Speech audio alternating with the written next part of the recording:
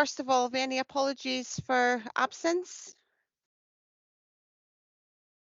No. And any declarations of interest? No, I should have said welcome to the meeting. All 4 Ward 5 councillors are present, as well as the ward manager and the officer. So the next point is just for noting that the recess powers did not apply for the meeting on the 29th of June that we had. So that's just for noting. And the next item should be an update from the police. Richard Ross, is he here? If not, no. Can we move to then item 5, which is the winter service plan from Ian McCreef, the roads operation manager? Are you ready to go, Ian? Yes, yeah, I'm ready just to start. Okay, thanks. We'll just pass over to you then. Okay, so first of all, councillors, this is essentially the same report as it was previously in previous years. There's not any real changes to it. Would you like me to go through it in detail, or would you just want to go straight to questions and answers? What do people think? I think going through it briefly would be helpful. Okay. Certainly. Thank you. So essentially, Ross and Cromarty is split into 2 operational areas for winter operations. It's effectively split east and west. The west group covers all of West of Ross, Strathpeffer and Lochalsh. Within each group, there's a duty officer for all out-of-hours calls. And Ross and Cromarty receives a forecast at noon each day during winter that allows the duty officer to prepare a plan for the winter operations both that evening and the following morning. There's also an update both in the evening and in the morning to allow that plan to be amended as appropriate. Once that forecast comes in about noon, the duty officer then prepares a plan, what routes are going to be treated, and the type of treatment. That gets passed to all of our depots. Apart from the unmanned depots, which are used as salt stances, these are Dundonald and Torridon, all routes launch a gritting route. Also, all depots launch a gritting route. In the evening, the duty officers in contact with the drivers, so that if, for instance, the temperatures rise, then that winter operation can be either partially or wholly cancelled. Similarly, in the morning, the operation can be amended, it can be increased or decreased, or in fact cancelled altogether. Typically, the forecasts are on the negative side, conservative side, so that when we say we are going out to treat the roads, that's on a, if you like, a worst case scenario. Temperatures do rise, and the plan then has to be amended. Apart from the forecast, we also have ice alert sensors throughout the area, and these provide almost real-time updates in terms of the road surface temperature and the level of salt. And this is all information which the duty officer can see in real time, well, effectively real time, so that he can then make a decision as to whether to extend or to reduce the level of treatment. So I mentioned briefly that about our depots. Every depot apart from Torridon and Dundonald, which are used as salt heaps, salt stances, all depots launch a route, or at least one route.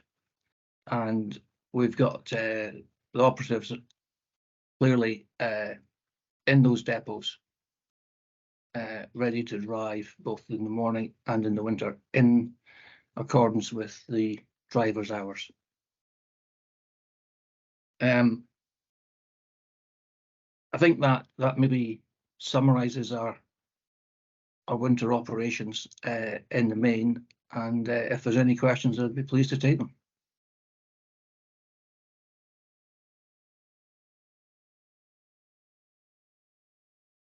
Do we have any questions? I'm not seeing any hands up. I have one, and that is around the prioritisation of routes. Do you prioritise routes to schools? I was asked about roads to schools that had been quite bad last year. So is there any prioritisation around routes to schools and when the schools are on? Yes, we can't treat all of our road network all at the same time. So we typically treat what might be called strategic routes, such as the A-class roads and maybe some of the B-class roads. They're our primary routes. The other routes are classified as either secondary or other. School routes are classed as secondary. So once we've cleared the main roads, we'll then go back and open up routes to schools.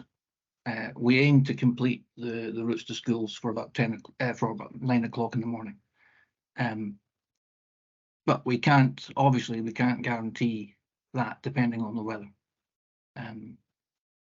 It's quite often, like we'll get halfway around our primary routes and the temperature comes up, so we can withdraw.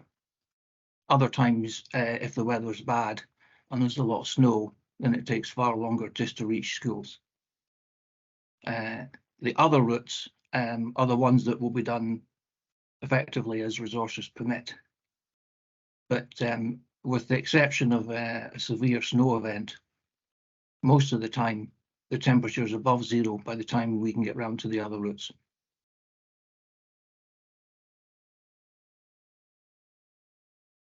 Yeah, if nobody else has got a question, I've got one more, and that is around the filling of the grit bins.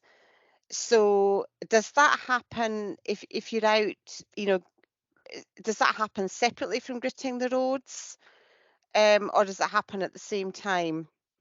Because that was an issue. I mean, last year was particularly bad, but we were continually being contacted about grit bins that needed filled.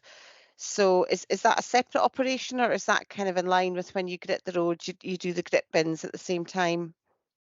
No, the grit bins are filled as a separate operation.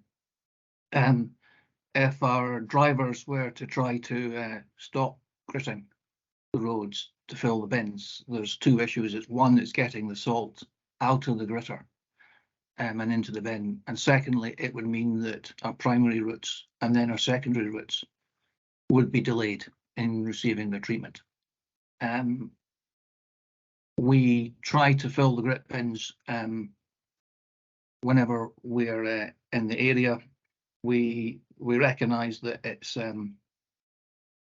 for many residents, it's a major source of concern. We also need those grit bins full because we replenish the footpath tractor from them. So yes, I take your point, Councillor Craft. Okay, thank you. Any more questions? Oh, Chris, you're on mute. You're on mute, Chris. You can't. There you go. Okay, Chris.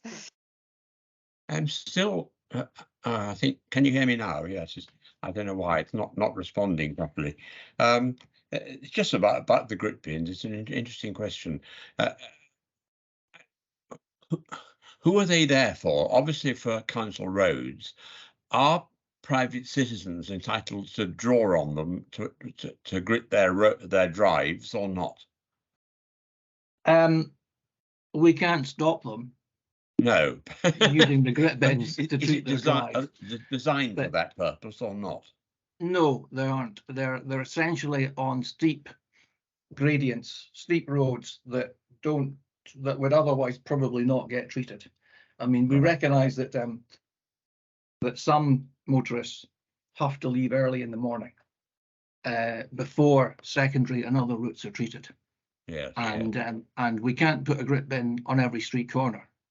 As you've seen, the grit bins we do have, we do struggle to keep full, but they're primarily intended for motorists travelling on roads that are steep, that are poorly, or that may not receive their treatment when those motorists want to travel.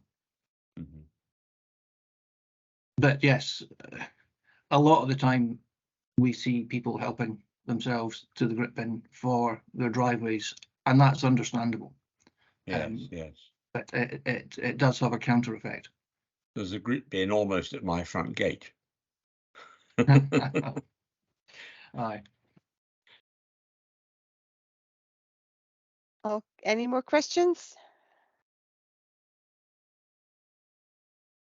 Oh, okay. So can I just thank you, Ian, for the presentation, and also just thank your whole team. I mean, I think last year was the first year that I was really aware of the work that you did, and going out in these gritters and these ploughs on untreated roads, which is what your team are doing, is pretty amazing. And they were very good and really supportive if I got in touch with them. So just pass that back to the team. And are we all happy to just pass and accept this paper?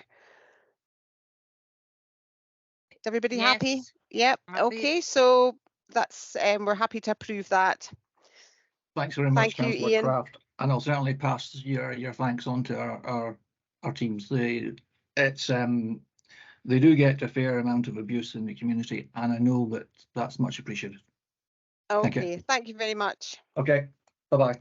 Okay, so hello, we now have Inspector, we're just getting your title right, Inspector Richard Ross, to give us an update on the local police committee report. I'll hand over to you, Richard. Thank you.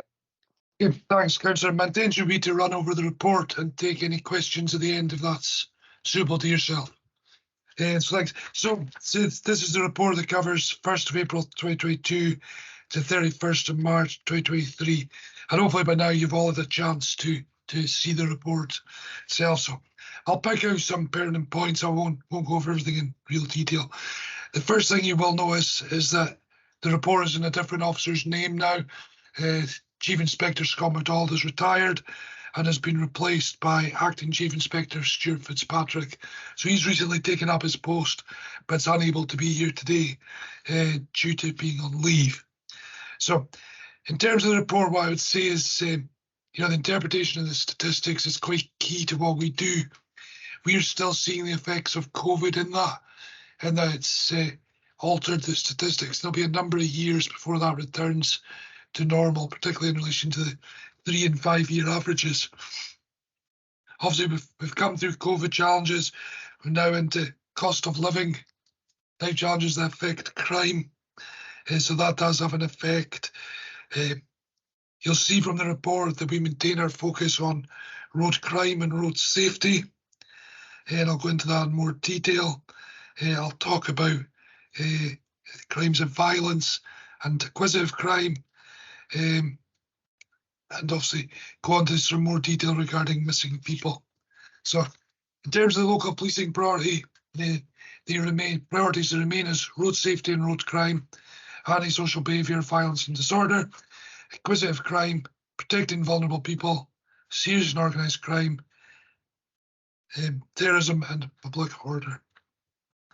So the page 4 of the report gives Western Ross, Strathpeffer and Lochalsh at a glance. I'll cover that briefly, but go into more detail on each as I cover each priority. So overall, there has been an increase in road crimes against both the 5 year and the last year to date. I would have expected that as lockdowns finish, people are on the go more, that there would be an increase compared to the 5 year average. But I would say its detections for road crime are proactive detections. That's officers out and about who are detecting that. You see mobile phone offences, there's been a slight decrease on the 5-year average and a very slight decrease in the last year to date. In terms of insurance offences, they've increased against both criteria. Moving on to antisocial behaviour, disorder and violence. It's pleasing to see there's been a decrease in antisocial behaviour, both against the 5-year and the last year to date. There has been an increase in common assaults on the last year to date, but there's still a decrease compared to the 5-year average. And it's pleasing to see there has been a decrease in serious assaults against both measures. In terms of acquisitive crime, there's been a decrease in terms of the 5-year and an increase in the last year to date. For housebreaking to dwelling houses, that's stayed the same on the 5-year and increased by 1 offence over the year in the last year to date. For fraud, that's increased. You'll see there's quite a large increase against both 5 and last year to date, and I'll come on to discuss that later on. For protecting vulnerable people, overall sexual crime has decreased against the 5-year average, but has increased compared to the previous year. Again, it's pleasing to see there's been a decrease in relation to domestic offences against both measures, and the same for hate crime, that has decreased. For serious and organised crime, that's increased both against the 5-year and the last year to date. And again, that's sort of proactive policing that detects that rather than crimes being reported to us. In relation to counter-terrorism and domestic extremism, we don't give statistics in relation to that, but what we do give is information in relation to preventative work, which I'm not going to read out. There's a section there, and I'll come on. There's a further section later on in the report. So going into road safety and road crime in more detail, unfortunately, there has been an increase in fatalities in the last year to date. There's an increase of 3, which is also an increase on the 5-year average. In terms of drink or drug driving, that's increased against both measures, against the 5-year and the last year to date, and speeding offences have also increased. In terms of road safety and road crime, our sort of activity in relation to that is classed under Operation Cedar, which is to challenge, educate, detect and reduce. So that's our strategy for how we deal with it. Has many strands, and enforcement is not the sole strand. So we do look to educate and deter from road crime. Moving on to antisocial behaviour, disorder and violence. The statistics there, you see there's, in terms of murder, there has been none, which is consistent across the last 5 years. For assault, there has been an increase, as I said, in common assaults, a decrease in serious assaults, and a decrease in drug possession offences. Going on to the preventative work, we have a harm prevention officer who's based in police headquarters. It's a divisional role, so although based in headquarters, it works across the areas, including your area. That's a post funded by NHS Highland and the Highland Alcohol and Drug Partnership, and that's looking at preventative measures and how we can protect those who are vulnerable to cuckooing and county lines activity. So that role is vital to us and continues. In terms of No Knives, Better Lives, our work in terms of schools continues with that to reduce the carrying of knives.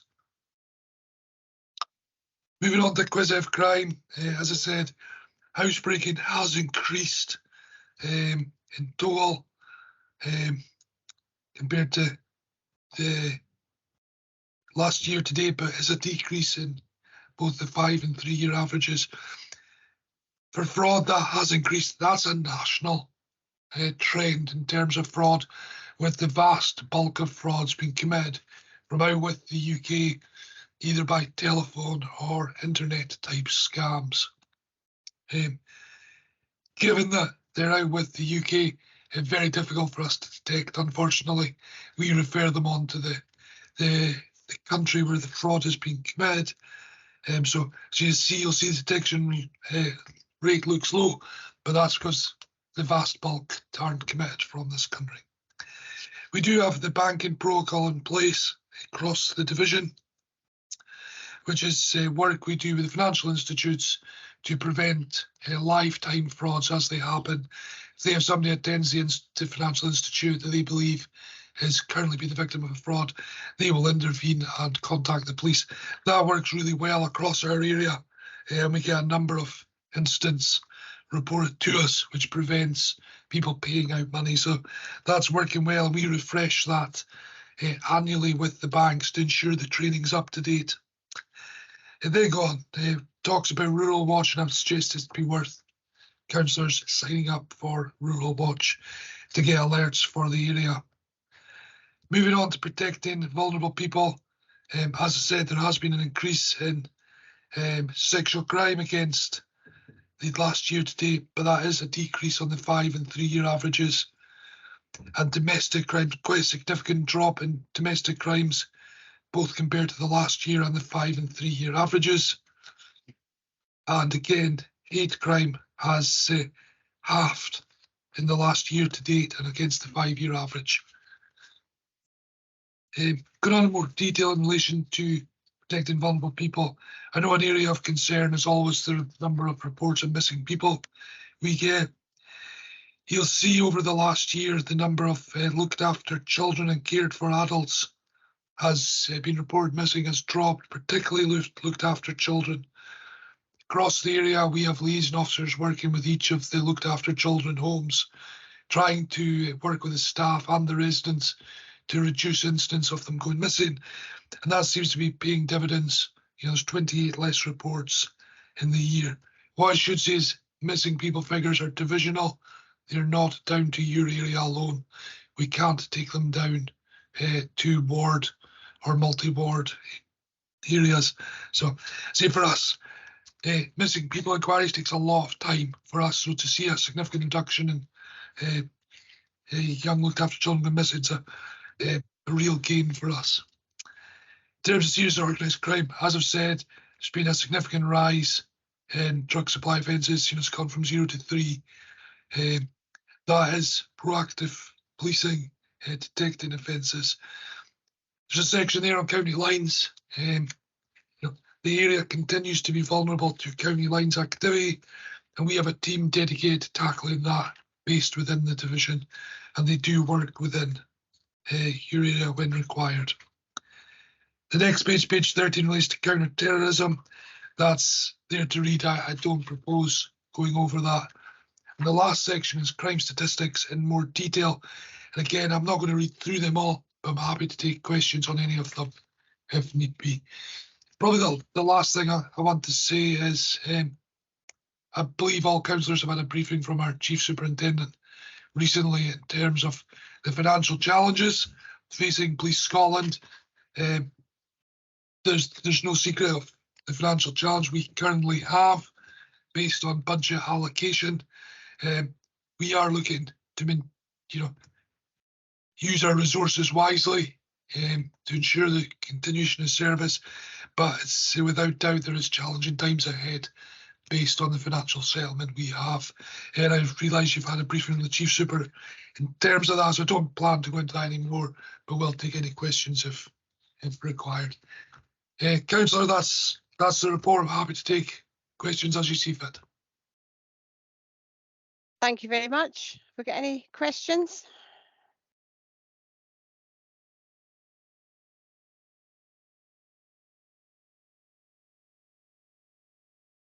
Councillor Burt? Well, other councillors are able to go first. My question really has nothing to do with your report, but is another police-related question, which I hope you might be able to answer.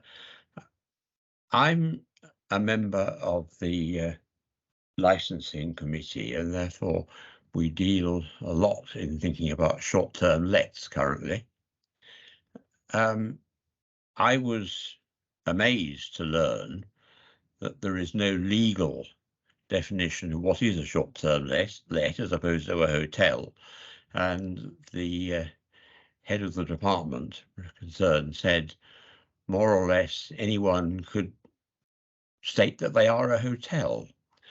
But I was advised, this seemed very surprising to me, that it's the police who provide advice on what is a hotel and what a short-term let.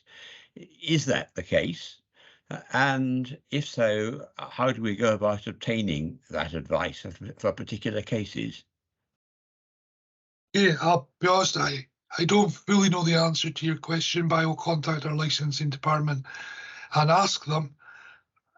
My immediate thought is I would have thought it would have been written into the legislation by the Scottish Government what is classed as a short-term let, rather than the police having to determine what is and what isn't. And we're also not the licensing authority for it.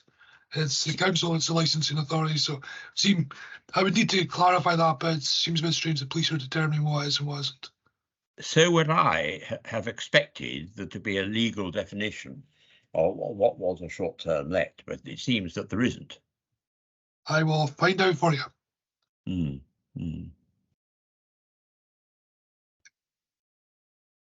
Okay, Councillor Campbell. Your report is general over Highland, is it not? This report. Your report is general from Highland. No, it's why I ask that is because before it was always Wester Ross focused, excluding Lochalsh. So the report I've just presented to you is specific to Wester Ross, Strathpeffer and Lochalsh area, apart from missing people, which we cannot take down to that level. Well, and that's reported on divisional levels. Seeing it's including Lochalsh, there's concern in the Highland Lochalsh Community Council that no police officer has ever come to them since the incident in Lochalsh, which is a murder inquiry, to reassure the community of their fears. That's not my listening about this one.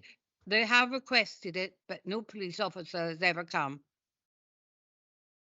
Okay, I will pass that on to the Sky Inspector who covers that area. Thank you. Councillor Logue. Thank you, Chair. It might be an obvious point, but I don't know the answer. Why is there a detection rate of 0% for housebreaking? And it's for some of the other stats too, there's a 0%. What does that mean? So with 0%, it means that, particularly for housebreaking, inquiries for housebreaking can take some time, particularly if items have been seized, have had to go away for forensic analysis. So what it means is that, in effect, what it means is the crimes that have been reported as that time have not been detected at this point. But what I would say is it could be that inquiries are ongoing in terms of it, and particularly if it goes to forensic analysis, then that can take quite a number of months to come back. See, detection rates sometimes fluctuate depending on what stage we are with that process.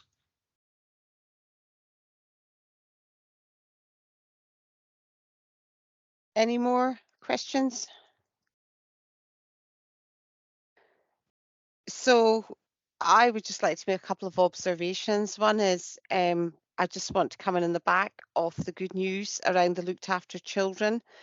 We had a lot of work to do around that in Highland, and there was really quite a positive report came to the Health Wellbeing Social Care Committee from Margaret McIntyre, where we are doing better in terms of care inspectorate, we're keeping them local, and so to hear that from your point of view that we're kind of turning the tide there a bit is really good. The only other thing I want to comment on is what we are seeing, well, I'm certainly seeing it, I'm sure other members are, is I have come across residents, constituents who have been victims of fraud.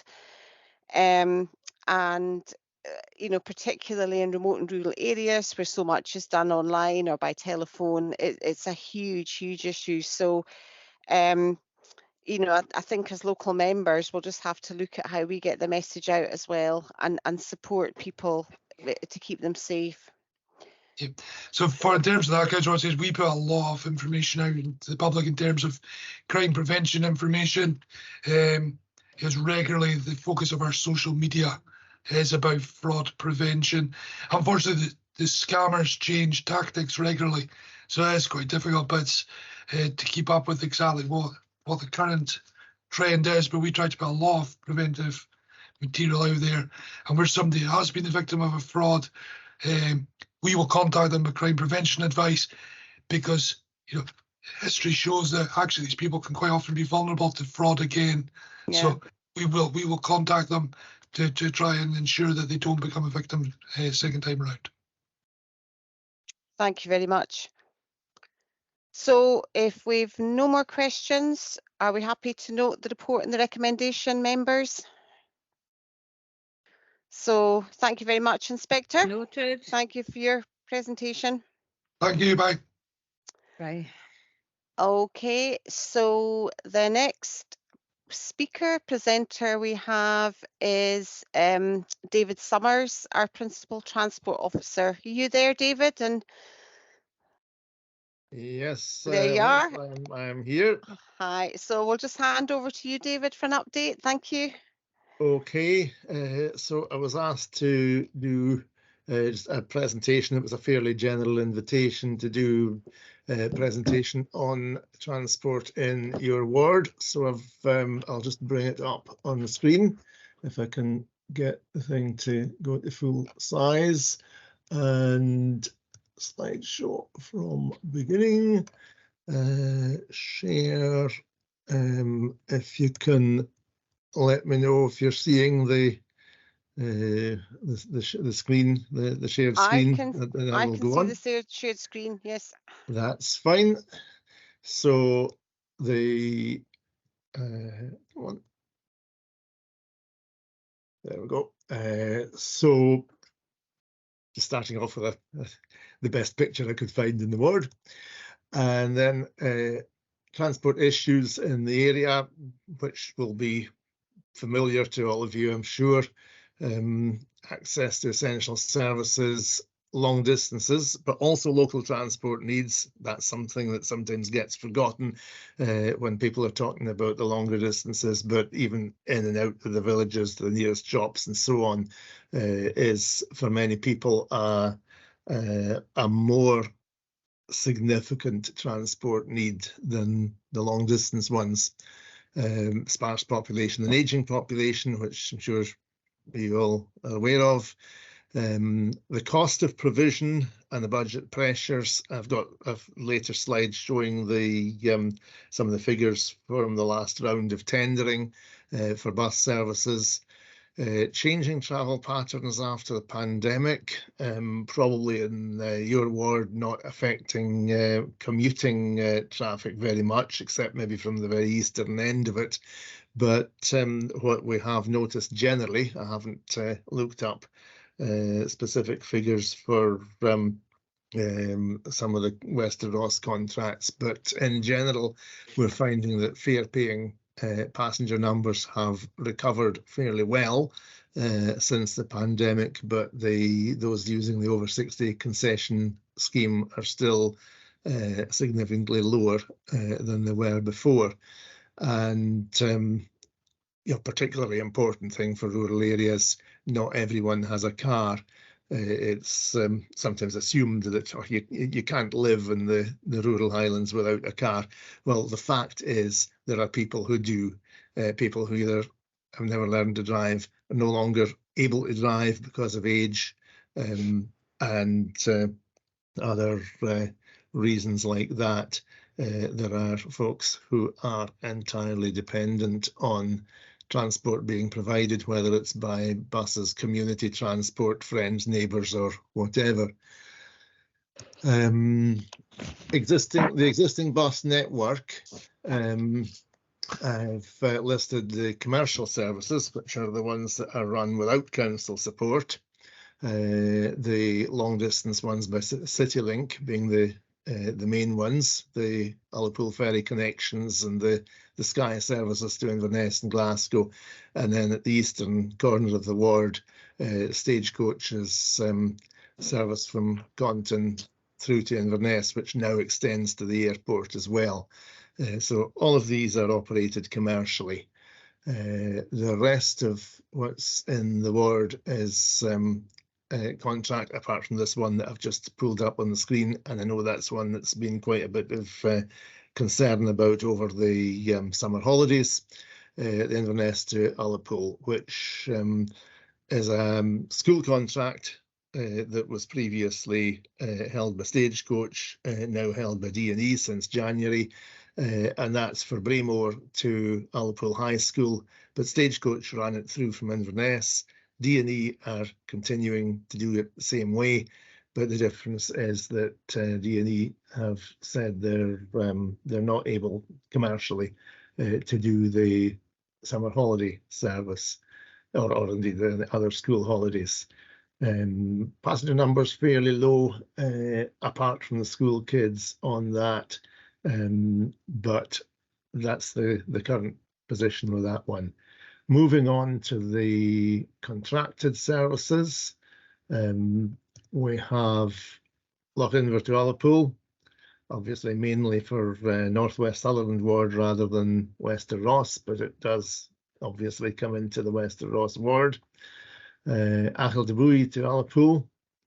Both of these are largely school services, but are public and continue through holidays and have middle of the day runs, which are not part of the school requirements. Then we have Gairloch via Dundonald to Inverness, 2 days a week, and Gairloch, well, Lade, in fact, the whole covering that part of the west coast, via Achnasheen to Inverness on another 2 days, and on the final 2 days, excluding Sundays, we've got a Pooleu to Dingwall and the Gairloch to Ullapool. The committee decided when in fact it was full council, if I remember correctly, it was the full council decided when the contracts were being awarded for the next 5 years that only one of these two last ones should be supported, and it would be up to the local members to decide which one. But since then, we've been able to get Smarter Choice, Smarter Places funding to keep both of them going for this year, but that's only for this year. So one of these we don't have a budget for after the current year. And looking at the passenger figures, the Dingwall one is a lot better used than the Ullapool one. Torridon Shieldig Strathcarden is another built around school needs, but providing non-school journeys as well. That connects with the trains at Strathcarden and provides for local transport into Lochcarron village. And finally, Applecross through to Inverness on Mondays and Saturdays, which is again is one that we've been able to keep the 2 days going due to Smarter Choice or Smarter Places money, but we do have to review that for the longer term. And when we come on to community transport, there might be some interaction there. So the financial arrangements with the bus contracts, mostly awarded from January this year for 5.25 years, because we are looking to get the renewal date moved to Easter rather than January. There are some exceptions to that. The Achel-de-Buie one, for example, was awarded from 1st January 2022, but the dates that are on the screen are the dates for the most common contract awards. Most of the tender prices increased significantly from the previous year. I haven't shown previous year's contracts. The ones in Wester Ross, by and large, not as steep an increase as in some parts, although the 700 certainly was.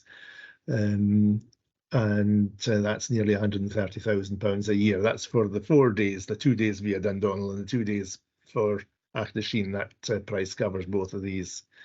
Torridon to Strathpeffer, 56,000, which is pretty reasonable for what it is.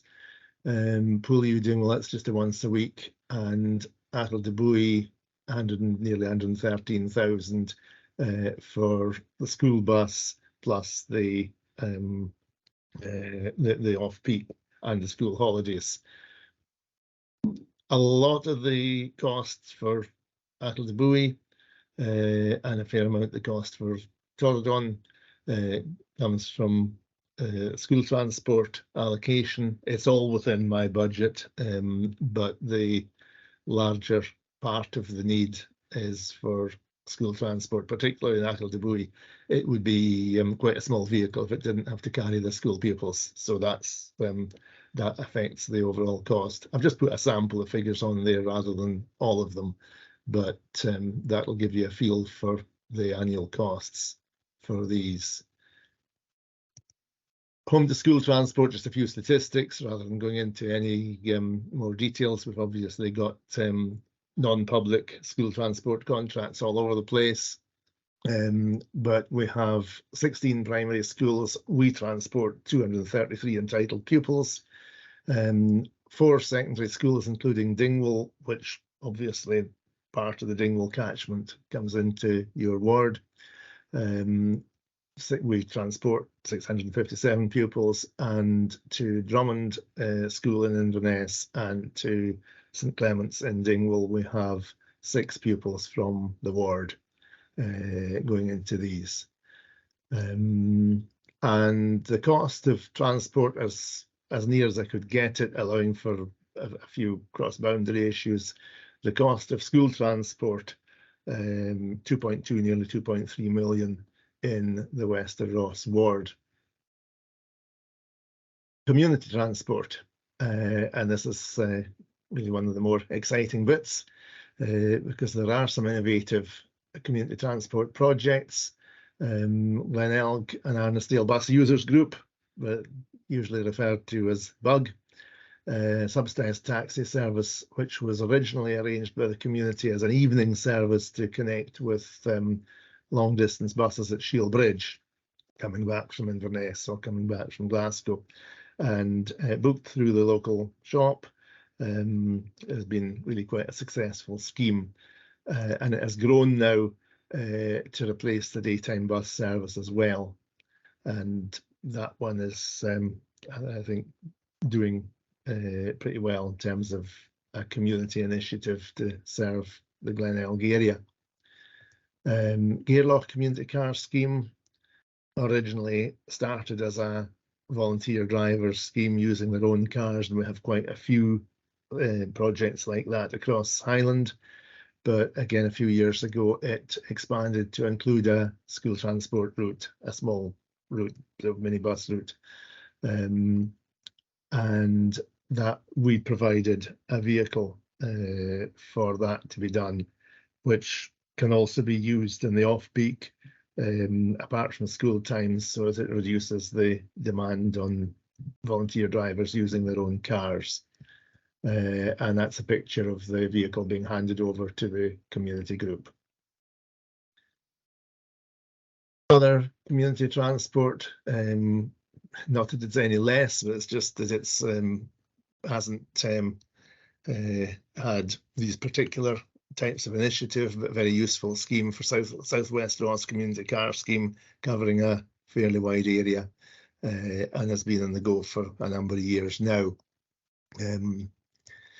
And in development, Garv and Conton area, and I'm having a meeting on that one, as Liz, as you will have seen the emails just in the last day or two. Got a meeting arranged for Wednesday for that one. And Applecross, where we have been trying without success so far, but we're working on it to acquire a vehicle that can be used for that, and will have the same kind of fringe benefits for transport in the area as happens in the Gairloch area. However, I think the most likely way forward on that one to expand over and above the school transport is if they are successful with a bid to the next 3 years community transport grant funding.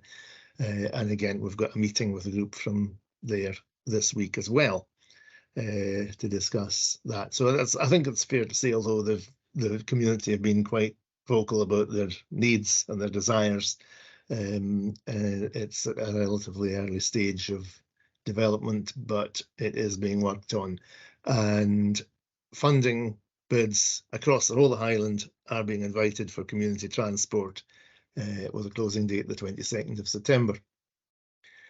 And that's my presentation. So happy to take any questions.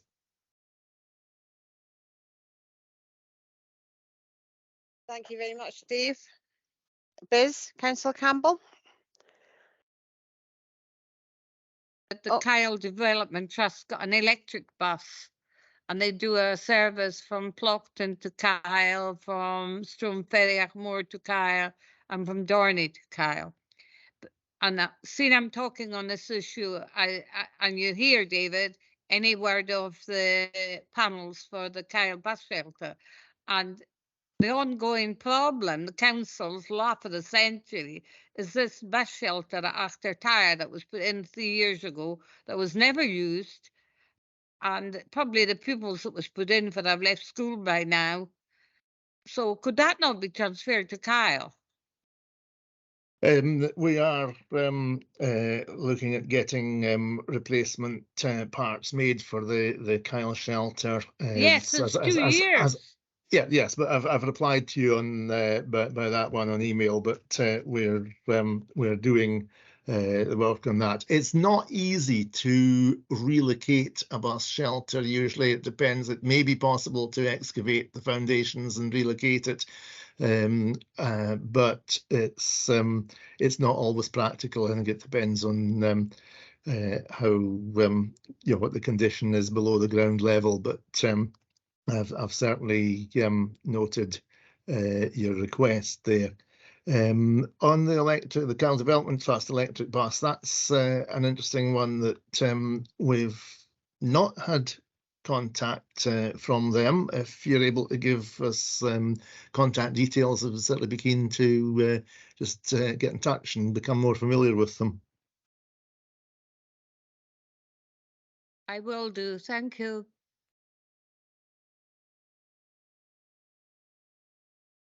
Any more questions?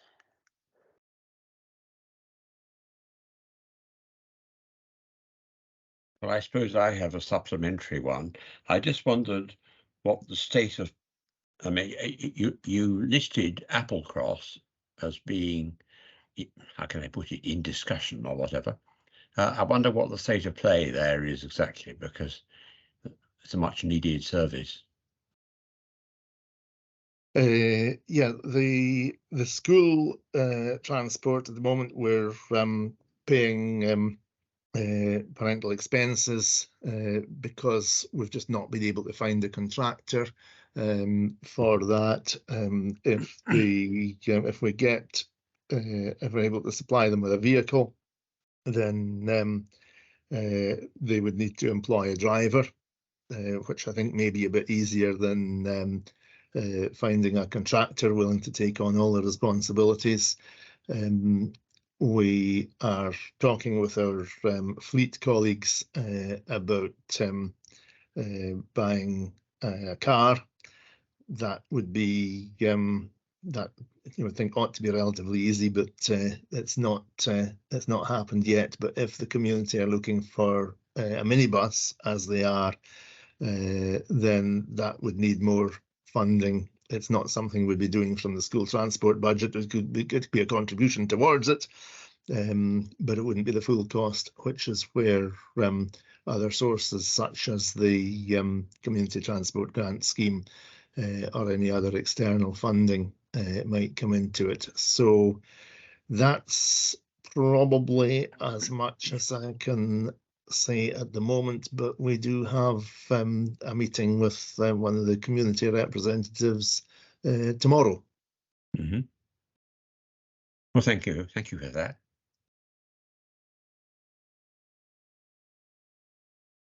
Any more questions? So I have one.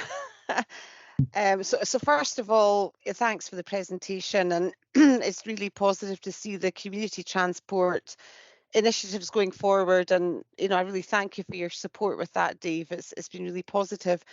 I think what I am kind of struggling to understand, and what a lot of constituents who come to us struggle to understand, is the commercial routes that just seem to operate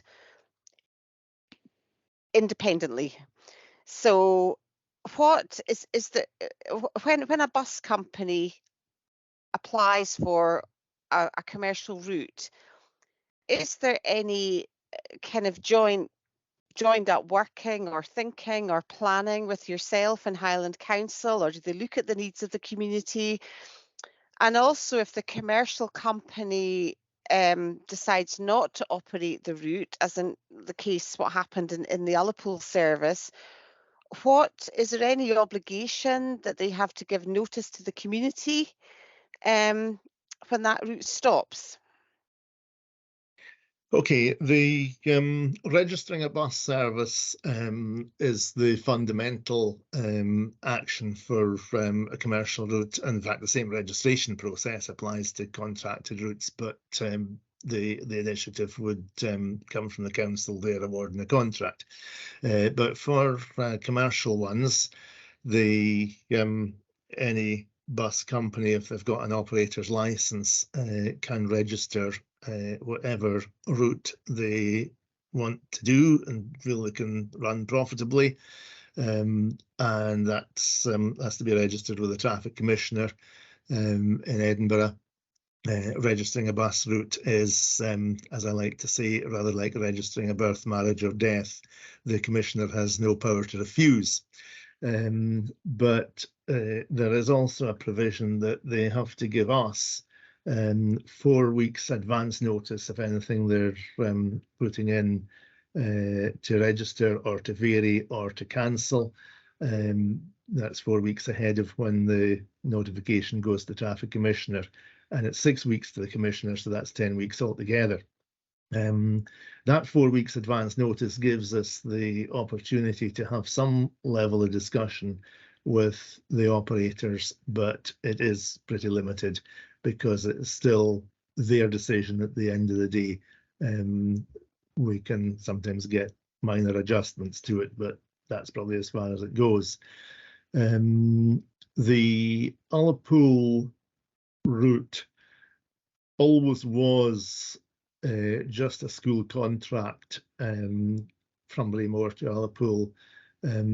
So we didn't withdraw anything there.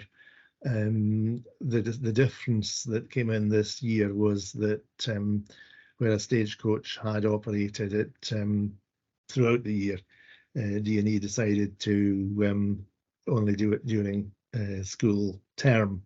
Now, it would be open to us to award a contract, and in fact, they recently gave me a price for doing that for the school holidays. That could be done. It would be open to us when it comes up to re-tender to tender it as a public service right the way through. We would have to look at the passenger numbers to see if that was justifiable, but we are overspent on the public transport budget, so at the moment I'm afraid I just don't have any spare budget to expand on that, unless it was to be saved from somewhere else. But hopefully that explains the process. It does, thank you. And a follow-up question, but I think you have answered it, is the Ullapool bus that, so this is the ferry bus, this is the 961. Previously, I think it was possibly operated by a different company. It used to come through Strathpeffer, Dingwall, and then on to Inverness, which meant that you had an Ullapool Strathpeffer Dingwall link. The City Link one just goes round. There's no way that as a local authority we can exert any influence on that company to run the service through the villages again.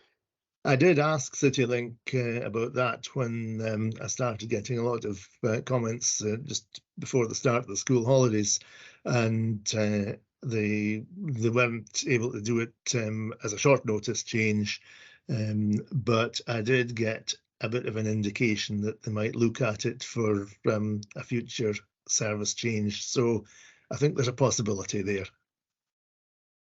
That is a little glimmer of sunshine. Thank you. Do you have any more questions? Okay, in that case, thank you very much, David, for that report.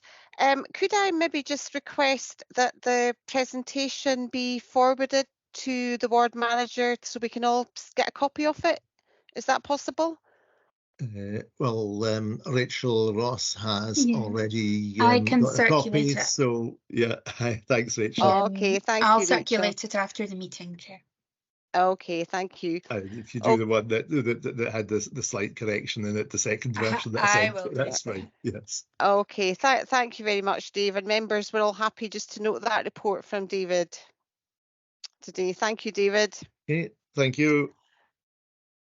So next on the agenda is Derek Martin there, the Area Education Learning Manager for the North, I think, is going to give an update on the Duncraig Educational Trust report. You're there, Derek. I'll hand over to you. Thank you. Good morning. So I manage mid-area of.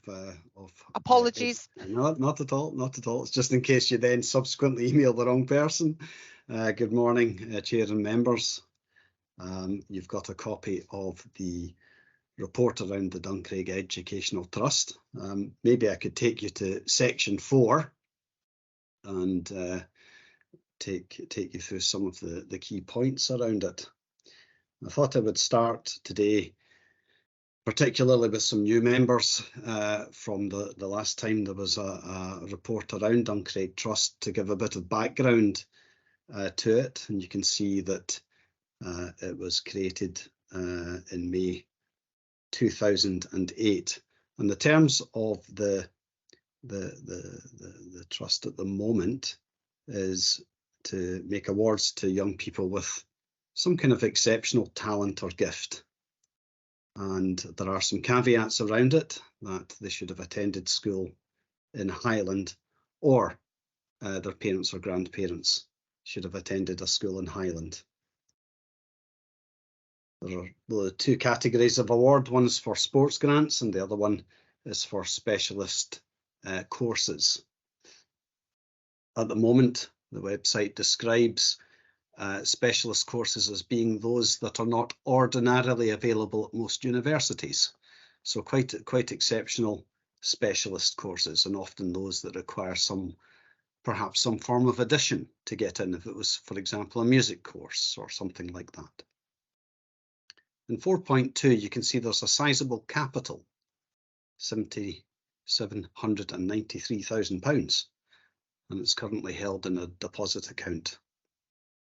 And you can see that the income, however, against that was remarkably low. And that was because of the historical challenges in recent years of low interest rates. Now, we did look at, could we invest the capital through one of the council's investment companies? But since then, of course, we've had significant interest rate hikes. So by June 22, there was virtually no income. We had about £200, but had to pay out £172 a month for compensation of loss of office. We think that was maybe a janitor or something like that that was linked to Duncraig Castle, and it's part of the pension package. In 4.4, we describe the interest rates rising, and when we reach June of this year, you can see that the interest rates had resulted in quite a significant uptake on available income. And having spoken with the finance officers, they are predicting that should the interest rates remain relatively stable, that over the course of this financial year could amount to some £39,000. So quite a significant difference as a result of interest rates. And so the recommendation is to keep the capital in the council's deposit account should interest rates remain the same. Obviously, if they start to fall significantly, then we would probably want to revisit that. In saying that, however, there were only 5 applications to the trust by the end of June, and 3 of them were relevant to the trust conditions. And you can see that the payments there were made out to those 3 people, one for a music course, commercial performance dance, and a new digital interaction design course. Now, my recommendation is that given that the funding that has become available due to the interest rate hike has increased quite significantly, and I have checked the terms of the trust, it doesn't clearly define when we open and close the scheme each year. And given that trusts are set up to give money out to young people, I would recommend that you give delegated authority to me to actually reopen the trust during the year. And we could look at between September perhaps and December, and to try and get some more applications in, we could look at not just having it on the website, but perhaps putting something out around schools and perhaps libraries or something like that to try and get some interest in it. 4.9 indicates that it was last reviewed way back in 1999. And so I think that the time is ripe to review the terms of that trust. And I've sent a PDF document which contains the details around it. And I think there's scope for modernising it. And it's my recommendation that you give me delegated authority to go and review that in detail, and perhaps to come back to another committee meeting with some recommendations about how it might be modernised in order to give people, young people, greater scope to apply for funds. So that's the overview of the Duncraig Trust. I'm very happy, of course, to take questions. Councillor Campbell? I've been involved in this from the very beginning, from when it was sold, and very acquainted with it. Or we used to have a separate committee before this, with Ian Coburn chair, but we were never told the names of the people or how you actually know that of Highland children of Highland descent. Now, the Hamilton bequest specifically said it was a Hamilton family that gave the castle to the community, and they specifically said Highland children and children of Highland descent were to get the grant. So when the castle was sold to buyers which was very controversial with me and very controversial. It doesn't matter. It doesn't matter what happened in the past. This was to happen in the future. The people who bought the castle all fell out, and it was a disaster. But anyway, I don't know how you're ever going to overcome Highland children and children of Highland descent, what the Hamilton family request was. You can't modernise that. Maybe you No, cannot, I agree. or I agree you with you. can maybe change the way that applicants can apply for the funding. I don't know. Yes, I think there are parts of the trust that are set in stone, and Highland children and those of descent would be set in stone, and that I can't see a recommendation coming to committee to change that, and I don't think that would be appropriate. So that part wouldn't change. But for example, there is scope to look at the types of awards that go out. Broadly speaking, sports and education might well be a recommendation to keep, but you might wish to consider as a committee expanding the scope of the courses that are available. But to get into that would require, a reasonable amount of work to flesh out some recommendations to bring back to committee to see what you think.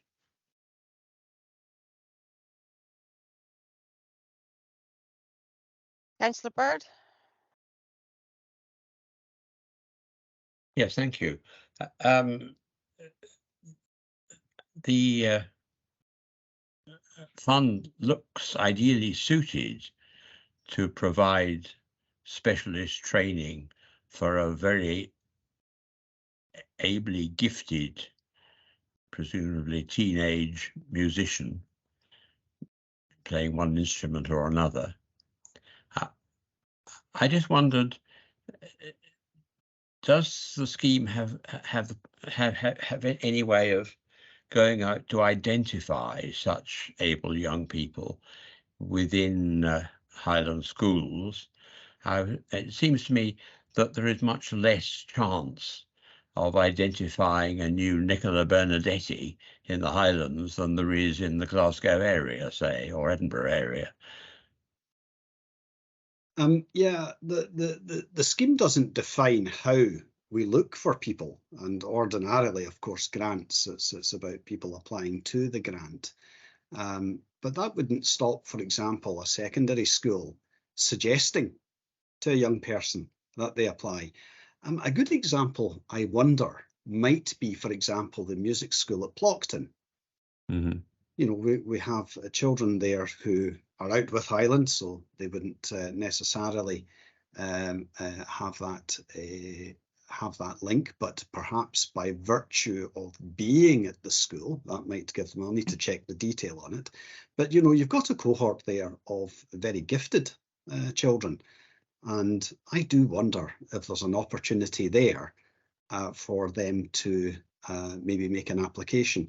Mm-hmm. A good example there might be, and as I say, I need to check the ins and outs of the trust fund, but I'm assuming that for some of those children, there's quite significant travel costs, for example, getting there, getting home again. I don't know to what extent, for example, that the music school funds travel, for example, for national events, and there might be something there that you might wish to consider as members. But that might be a good example. That's a specialist provision, perhaps. I have no firm view on it as yet, and of course it would be for members to make decisions on ultimately. And I think also, since 1999, there's a whole raft of new courses and qualifications that have become the norm today that simply didn't exist back in the day. That would be classed as specialist. So yes, I do wonder in that regard if it's worth having a really good look at it to see what is possible. And as long as we comply with the requirements, then the possibilities are a matter for members as trustees to think, well, maybe we'd like this idea, but maybe not that idea or whatever. Councillor Campbell? Thank you for that. Who sanctioned this funding out of the fund for janitors? I don't know, I'm afraid, It certainly never came in front of members. Yes. And the schools, Duncraig Castle College, has been sold for years. Mm-hmm. So it appears in the scheme itself, and from the 19th of July 1999 is the latest version of that. And let me see if I can find this, if there's a specific reference to it. Bear with me a wee second.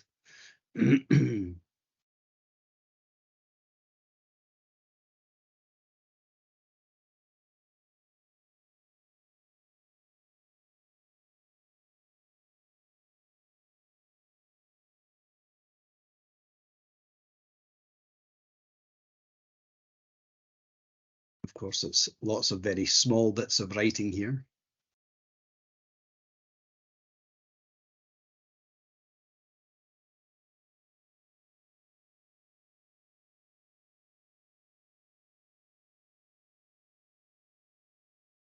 And so I think I don't see it immediately to hand, but what I can do is speak to the finance people to find out if they hold a little bit more information around that. Which they should do, because no money should have come out of that account except what was passed by councillors. Yes. And it was, I was on the whole committee. That money was never sanctioned by councillors. Yes, well, I shall check on that, and I'm just doing another quick glance through it to see if there's a specific reference to it here. It may be referenced in other documents. But leave that with me. I shall make inquiries to find out, and maybe there's a duration on it or something like that. So let me see if I can find out a little bit more about the compensate. It's a very specific term. It's compensation for loss of office, is how it's referred to. Yeah, but it should have been. It should have come in front of members. I don't know that it didn't, and so. Well, I've been on every. I was on the Duncraig Trust, and I never missed a meeting. I never heard of it. Yeah. I shall go away and see if we can find out a little bit more. Thank you. Do we have any further questions? No, in that case, can I just thank you for the report? I didn't really know a lot about this fund at all, and it really is quite exciting. What I would like to say is, I can't remember which member said it at the beginning, but I would just like to follow through with some of these successful applicants and know who they are. Children in Highland, they do face significantly greater challenges with the travel and accommodation and getting down to Central Belt, where all these things happen to be. So, and obviously, good luck with that, Liz. We asked at the last committee and we weren't given names. It's all numbers. Well, I can understand not being given names because these are young people and there is protection of identity. So I completely understand that. You obviously, Councillor Campbell obviously knows a lot more about the history of the fund. It is quite fascinating, and it's really good to hear about it. So as committee, are we happy to note the content of the report and approve that the trust funds continue to be held in the deposit account? I don't see why we shouldn't be given details of the types of grant that have been made and for what purpose without there being named people. Yeah. If I may say, members, that you approved the 3 grants that were made. You received from me their full names and also what the course information was. We don't produce that in the committee paper itself because that's a public paper that anyone can read, so we simply give the abbreviated bits there. But if you go back to your emails of around the 16th of August, you'll see the names and the course details there. And of course, that's for you privately as members. Thank you. I think How do actually you that check if they have Highland descent? So in the application form, it asks for the name of their school that they attended, and it also asks for the name of the school of the parents or grandparents. yeah, I think it was your email that prompted us to ask you to present at this committee, because certainly the three of us that are new didn't know much about this, so we wanted to hear a bit more. So we Okay. thank you for coming. Pleasure. And can I just do we agree to delegate the authority to the Area Education and Learning Manager to reopen the grant scheme during the year? So that would be between September and December 23, and also to review the grant scheme and propose any changes to committee. Are we happy to agree that, members? Happy. Happy. Okay, well, thank you very much, Derek. Pleasure. And I Thank you. shall have a look at the compensation for loss of office, and I will write to members with my findings around it. Okay, Yeah. thank you. Thanks, folks. Bye now. Bye-bye. So our next presentation is from Torridon and Kinlochhew Community Council. I think, do we have Matt Webster, Sally, don't know all the names. Are you there ready to present? We received a copy Yes. of the plan in advance, thank you. But we're quite happy to hand over to you now. Okay, can I, we've got a little PowerPoint presentation. Can I share that? Yes, please. Okay, I'll do my best.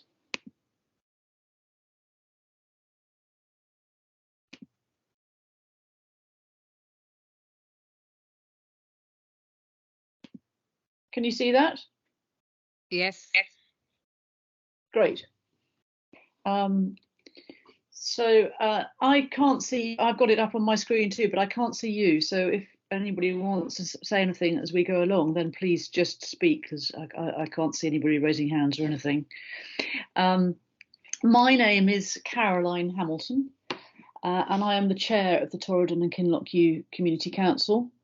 And I'm joined here today by Matt Webster, who is chair of the Torridon and District Community Association, and also by Chris Johnson and Sally Cook, both of whom are subcommittee members of the TDCA. The TDCA is the organisation which is responsible for pushing along many of the actions that were highlighted in our development plan. We are all volunteers, and we all have, most of us have full-time jobs, which means that everything we do on this is obviously we have to fit around our working lives. So what we're going to do, if it's okay with you, is give you a bit of a background about the area of Torridon and Kinlochhew, then tell you how we put the development plan together, and also highlight some of the key priorities that have come out of that plan. And then finish up with progress that we've made to date in delivering those actions, which I think we're going pretty well, given we only recently launched the development plan. We've got a lot of things going for us. And our sort of plan is to speak for us to speak for, say, 25 to 30 minutes, and then open the thing up for questions. But as I said, if you want to ask questions as we go along, then please just speak. So first of all, about the area, those of you who've been here will know just how famous it is really for the mountains and the wild beauty that's here. We're very sparsely populated. We've got about 20 miles of coastline around Loch Torridon, and there are scattered settlements around that coastline. We've also got Kinlochhew, which is about 10 miles inland. So overall, it's a huge area, but with a population of around, at the last census, just 311. We think they're probably more like 350 now, but it's not many. And we are amongst the top 10% of areas in Scotland furthest from services. So I, for example, live in Deerbeg, and it can take 75 miles to Inverness, a bit less to Dingwall, but to Inverness it can take up to 2 hours or more in bad weather. Population-wise, we are very badly represented by under 16-year-olds. Fewer than 7% of the population is under 16, whereas we have a disproportionately older population with, at the last census, 29% over the age of 65. So those of the population, the biggest employer is tourism/hospitality. We're on the NC 500, and 26% of the population is employed in tourism and hospitality.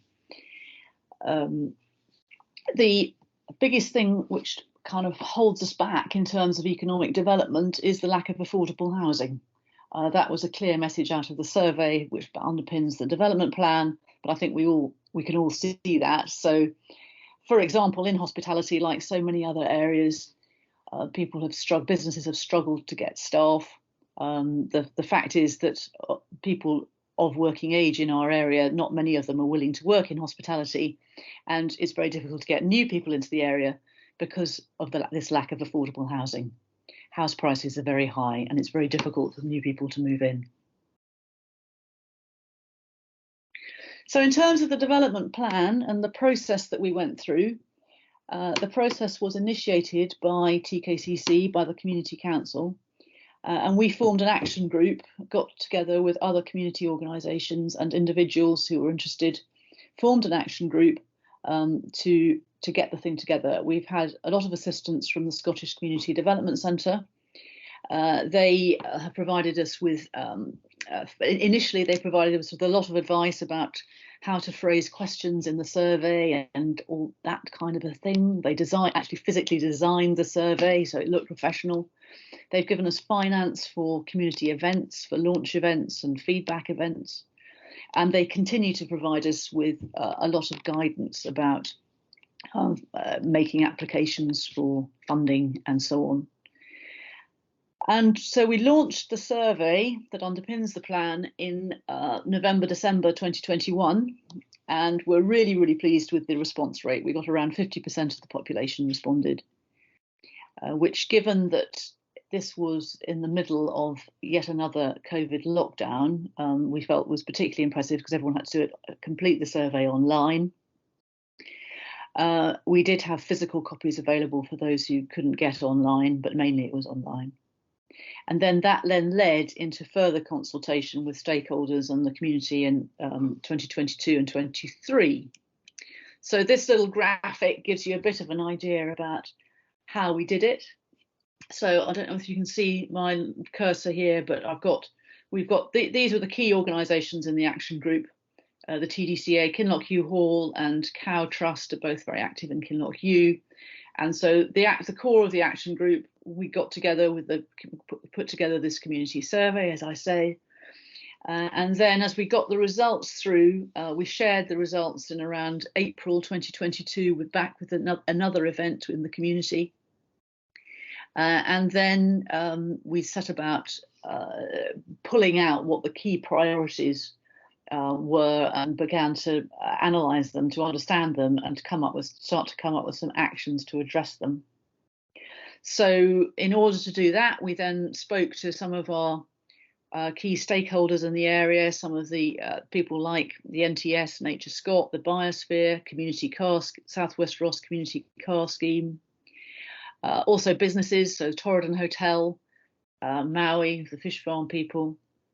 And so we started to come up with, as I say, some draft actions, then put it out to a wider audience, including the Highland Council, NHS, Communities Housing Trust, and so on. Before in March this year, March 2023, we had another event at which we basically presented the draft plan and a draft set of actions to address priorities. had very good feedback on that as well, such that we were then able to amend the plan and then actually finally publish it in June of this year. So, and that's the copy that you have. So I'm going to pass over now to Chris, who's going to talk about some of the priorities that have come out of the plan. Okay, thank you, Caroline.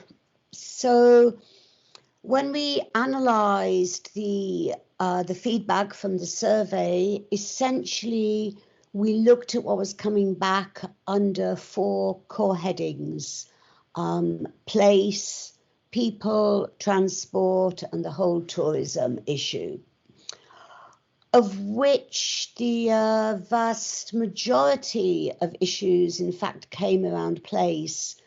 As Caroline's already alluded to in her introduction, more affordable housing came up really strongly in the survey itself, but also in all of the feedback sessions we have. And as she said, it's got a direct effect on local businesses. We find people having to open for shorter hours, shut altogether, because they simply can't get staff.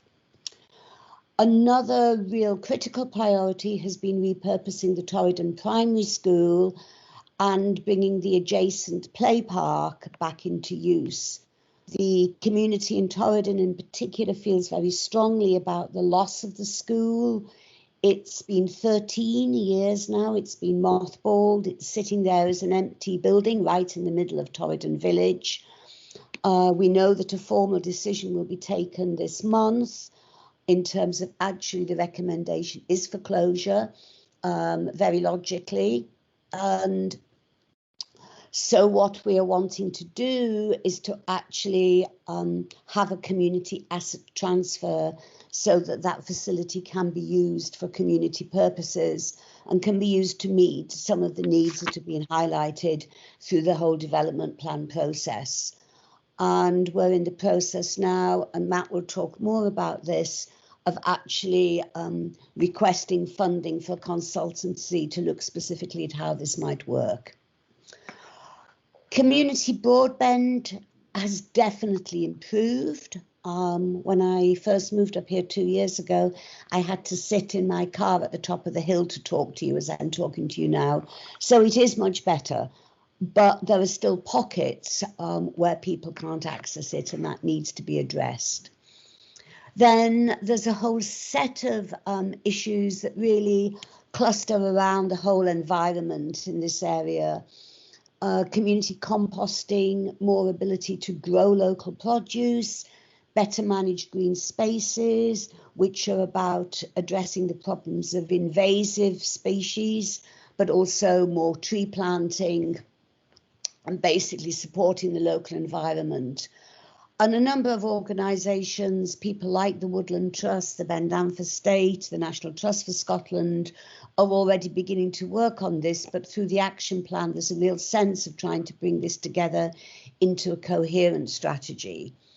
And then being in conversation with the fish farm people about less environmentally damaging aquaculture.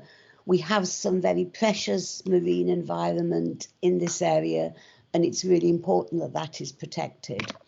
So that's the cluster under place. If we can perhaps move on to people. Our core issue, and again, Matt will talk more about this shortly, but we need increased capacity to deliver on this plan. It's really important, I think, that people see something happening, having put their energy into answering questions on the survey, into coming to the kind of open sessions we had in Kinlochhew and Torridon. So they need to see things coming forward from that. And while we've done a lot, and Matt will talk to that, there's also a limit to how much as a group of volunteers we can do.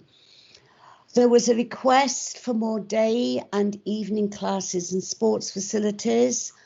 And one of the follow-on pieces of work needs to be to really look as to what has been tried in the past, what's worked, what hasn't, what the particular issues have been there.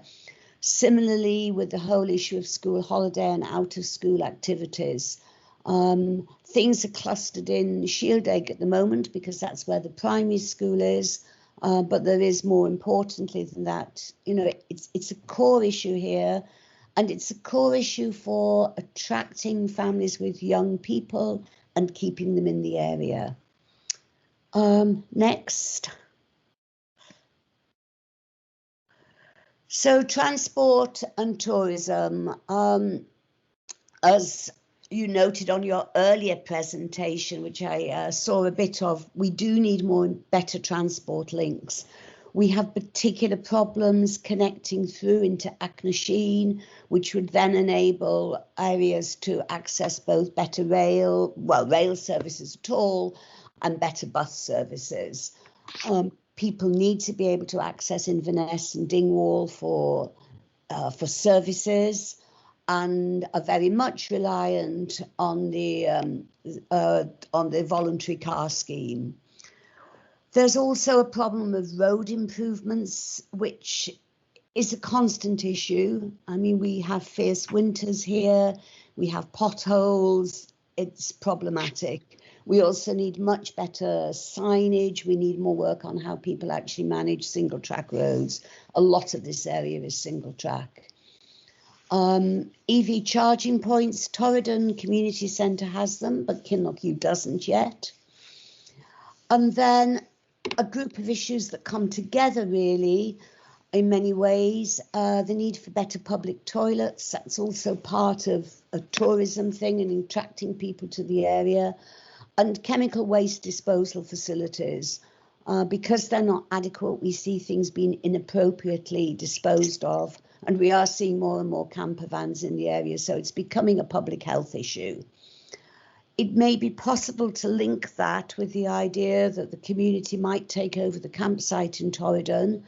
It's a free camping area at the moment. It's a resource that's not really fully utilised, and so it may be possible to meet a number of needs through that. And that would also help us address the issue of wild camping and camper van management. It's not about saying we don't want these things, but it's about ensuring that they're well managed and that they don't become a public health issue. So that's for me, and I will pass on to Matt for where we've got to so far and what our key challenges are. Thanks, Chris. In terms of we've got this development plan, and what do we do with this shiny, this glossy plan? Being led by the Community Council, who, if we end up taking on any assets, can't be owned by the Community Council. So Torridon District Community Association, TDCA, agreed to take on the initial management of the plan. So that's really updating the plan and trying to get it to the next stage, because we've got all this lovely platter of ideas, and we've got lots of people suddenly wanting to come to us to talk to us. A situation evolved. We were not having to go and speak to stakeholders. The likes of the Glen Torridon Partnership, which is Woodland Trust, National Trust, Nature Scott, about rewilding and reforesting the Glen. They wanted to speak to us. They want a community representative, to speak to, and to try and link in with the development plan so that we're all working in the same direction. Organisations like National Trust and Nature Scott, after COVID, are at a stage where they're redoing their plans for the next 5, 10, I think somebody even said 100 years. I think that might be. But it's sparked this interest. We've got events like deed collecting, removal of invasive species. We've got an information night coming up about the damage to the merle beds here in Upper Loch Torridon. We've got ongoing activity from the redevelopment of the National Trust Visitor Centre, and then we've got this massive thing on our plates in terms of the likely closure, confirmation of the closure of Torridon Primary School. At the other end of our area in Kinlochhew, there's a group there led by Community Out West Trust, who are looking at a community asset, a community purchase of Kinlochhew shop and post office. So I do feel that the plan has helped make people more active in the community and reducing their isolation. There are things happening that people can get involved with. I think that's a real positive. However, it has been and continues to be, and will be more so, an awful lot of work for, as we always find around the Highlands, and I'm sure your members will be very aware of this. It is the same people that are doing the things all the time. So where we are now, we have a request into the Community Regeneration Fund, and I believe the LAG meeting is late on Thursday of this week, and where hopefully we'll get some funding for a stage one to do a feasibility for Torridon Primary School, and we're in contact with the Scottish Land Fund about further funding to complete that feasibility study, so then we can work out the full business plan to take that forward should the school be finally closed. From our point of view, when we look at the challenges, the real challenges are, like always, money and time. In particular, the TDCA doesn't have any resources to put into making these ideas happen. It's principally always been involved with the running of the Torridon Community Centre, although it has a wider remit for the area. But the community centre must not suffer. We need to make sure that we can still keep the lights on in the community centre, and then have properly funded any other elements of the development plan. We've put hundreds of volunteers hours into this, and really our biggest challenge is now to find a way of obtaining funding for a paid development worker, because all these projects are snowballing, and we need to keep up with the expectation of the public, who've gratefully filled out the survey and are excited about what's happening, but we need to keep it moving forward. We're looking at the next rounding of community regeneration funding, which was announced on the 29th of August. There are frustrations around it's announced on the 29th of August, and the expression of interest deadline is only the 8th of September. And we find ourselves in a situation where really we need to have applications for funding almost in the drawer and ready to go when funding's announced. But it brings opportunities, and we're keen to continue working on this and implementing the plan, which has been so successful so far, so that we can benefit the wider public. The real key thing, I think one of the real benefits, is that it's organisations working together right from the start. There's nobody excluded. We've had great feedback from the public, but also from the other organisations. So yeah, that's it from me. So I think we've got a hand up if we want to take any questions. Is that you, Chris? Yes, is that the end of your presentation? Yes. That's the end of the presentation. Okay, that's fine. So, Chris. Well, I just wanted to say that I attended the exhibition and public consultation in Kinlochhew Village Hall, and I was really extremely impressed by really the whole project, all the work that's gone into it, all the thought that's gone into it. And I would say well done to all involved having got this far. And obviously I watch with interest future stages, and I wish the whole project well.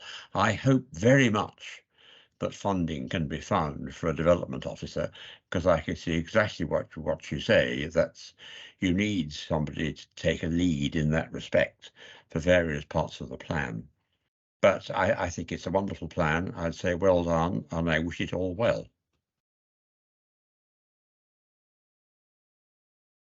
Thank you. Councillor Campbell? Yes, it was a fantastic presentation. I've been through the same process with Lochalsh. They have produced their development plan as well, from the Kyle Collaboratives and their Development Trust. An interesting point in seeing the two plans is your priorities are the same. Housing, community transport was exactly the same. So this is a West Coast problem. So it'd be interesting for you to, I do hope you get it. They've had their development officer from High. They're reduced to 2 days a week because unfortunately when they get the funding from High, they fund it fully for 3 years. And then it goes down to 75 and 50. And then in the end, they've got to be self-sustainable, which they're struggling with just now. Thank you for your very informative presentation. Thank you. Bye. Yeah, thanks for your comments there. We're obviously at a stage before that where the situation with High at the moment is we can't get that initial funding, so we're having to try and look elsewhere. That's not something that High are doing at the moment. So we don't have the chance to get there. If somebody was only going to give us 50%, then we'd take that. So they must have stopped doing it. They must have. They right. had been in the past, but they must have stopped. Yeah, which is why the council's management of the community regeneration funding is potentially so important to us.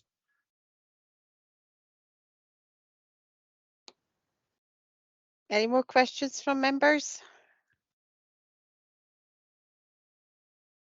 So thank you. I would just like to comment, so endorse what my fellow councillors have said. Huge amount of work has gone into this, really appreciative of it. I think as Councillor Campbell says, the things you've highlighted are what we see all over. The challenge with housing, house prices, the difficult balance of tourism versus local communities managing that. So these are, pan Highland issues, and I don't know if you get a chance to feed in or look at some of the papers that come to the strategic committees, but that'll give you an idea of what Highland Council are doing strategy wise across the whole of the Highland Council area. I think at the last Economy and Infrastructure, the first paper was passed on sort of the early days of the transient visitor levy, and so that's quite good to kind of look at, and you'll get an idea. But absolutely everything you've picked up, we're seeing it all over: transport, housing, retaining our young families, seeing the closure of local schools, which personally I find sad because I've worked in all these wee schools. So yeah, but thank you very much, and I really wish you well in finding your development officer and making progress. Thanks, Liz. I mean, Thank it's you. also particularly important at the moment when the council is looking at the local place plans, that the planning that we've done locally here then can start to feed into the process that the council is looking to move forward. Anyway, thanks for your time today. And certainly on the planning committee, that the local place plans are taken into consideration as well when it comes to kind of local developments. So thank you very much. Thank you. Thank you. Oh, sorry, I should have said, everybody happy to note the contents of that report, members? Happy to know. Officially noted, thank you. Okay, so next on the agenda, we're just noting the discretionary budget grants that were passed since 1st of April 23. So those were the Lochbroom Community Council, that was £800 towards their beach cleaning, litter picking. Strathpeffer Parent School Council, that was creation of a multi-sensory learning zone. So the Lochbroom one was £800, we agreed. Strathpeffer Primary 1808. And then the Lochduich Community Council, the King's Coronation Community Celebration 500. Westeros Fisheries Trust for the River Catchment Management Workshop was 500. The Highland, the Lochalsh Archive Centre for the exhibition 500. and the Hebridean Whale and Dolphin Trust for the floating classroom was 1,000. So are we happy to note those awards? Happy to note. Thank you. And then lastly, we had the minutes circulated of the meeting we held on the 12th of June 23. That was approved by the council on the 29th of June 23. So we're happy to note these as well, those minutes. Happy to note. Okay, I think that brings us to the close of the meeting. Thank you all.